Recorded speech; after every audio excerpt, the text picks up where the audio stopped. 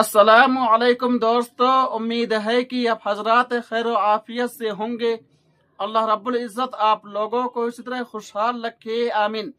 दोस्तों, दिन ब दिन ये खबरें आती रहती हैं कि फुला मस्जिद के इमाम ने परेशान होकर खुदकुशी कर ली है। फुला मस्जिद के इमाम की बीवी पैसा ना होने की वजह से भाग गई है। फुला मस्जिद के इमाम रोड पर भीख मांगने पर मजबूर हो गए।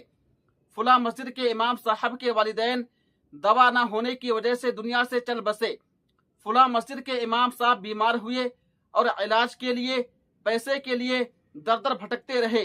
इस तरह की खबरें देखने और सुनने को मिलती रहती हैं।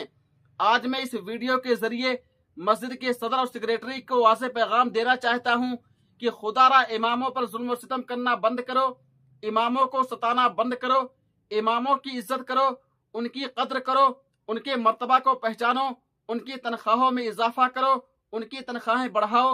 वरना याद रखिए, एक जमाना ऐसा आएगा, एक वक्त ऐसा आएगा, एक दौर ऐसा आएगा कि मस्जिदें वीरान होंगी, मस्जिदें खाली पड़ी होंगी और ये मस्जिदें बद्दुआएं देंगी।